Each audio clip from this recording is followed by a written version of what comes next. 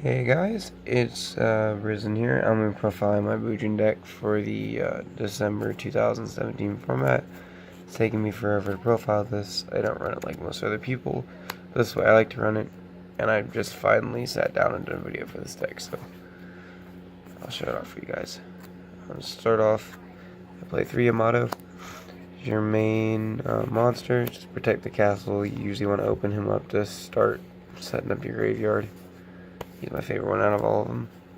Next, I play 3 Harume. You can special summon Harume by banishing a Bujin from grave, and when she dies, both players can discard a card and draw one, which is cool. So this just helps you make pushes for game, exceed summon. I play 1 Bujin Mikazuchi. When a Bujin gets destroyed, you can special summon it from hand, and when one gets added from deck to hand, or like, I think it's that, or it's sent from hand to graveyard, sorry.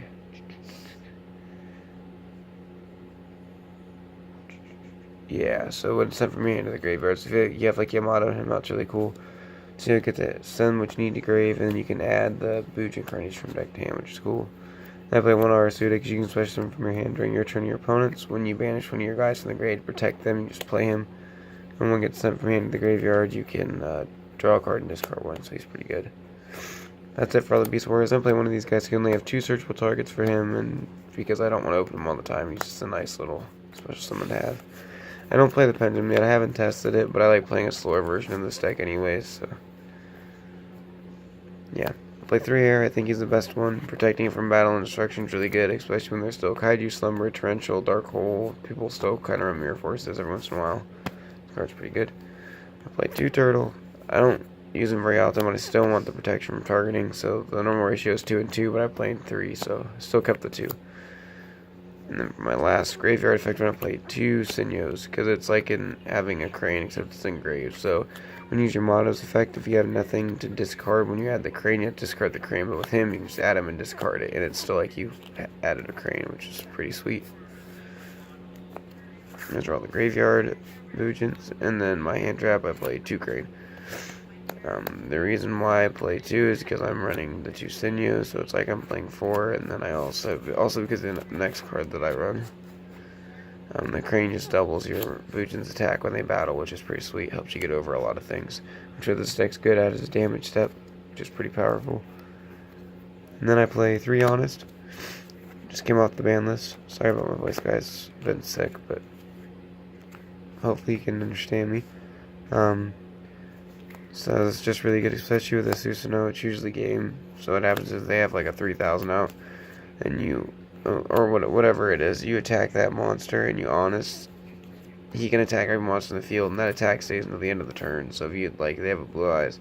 I attack making 54, and then 54, and you can attack everything else. So it can OTK real easy, which is sweet. And that's why I run the 2 Krang, because I have basically 3 other better copies of the exact same thing. I play a Kaijun for my Slumber, which is 1 Godarla, 1 Radiant, and 1 Jizukiru. Play the 1 big one, so if my opponent has one, I draw him, I can just rip this off and special summon it. But 3 I think is a good ratio. 2 for the Slumber and 1 to search.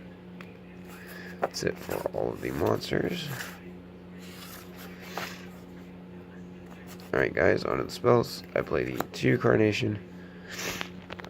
I feel like if you have more than 2, it gets kind of cloggy. You got they're searchable for Mikazuchi, but this is your comeback card. Control a monster, especially someone 1 Bujin from banish and 1 from grave, and you can only exceed, I think it's Beast Warriors, something Beast, so it's pretty cool. I play 3 Tanky because it searches your Arasuda, Mikazuchi, Harume for pushes, or your Yamato to get your deck started, and it gives them all plus 100, which is sweet. Play 3 Duality, which is also why I'm not trying to play the Pendulum and the other stuff at the moment, because my deck's slower. But I love this card for consistency, because you really just want to sit on your Yamato. You don't really need to special summon. 3 Desires, so I run 3 of everything that's important, so this just helps me get through my deck. It's a +1, it's really good. 1 Upstart to make my deck 39 card, which is sweet, just helps me draw. I play 1 Scapegoat for the Link combo, going into Radiant and Proxy, which is pretty sweet. The 1 Kaiju Slumber for the Kaijus, and 1 Dark Hole for board clearance. And these cards are good too, because if you have a Harry, you can just destroy everything on the field but save your Yamato or whatever else you have face up, which is cool. that is all of the spells. One of the traps, I play a small trap lined up with one heavy storm duster to get rid of back row and one twin twister.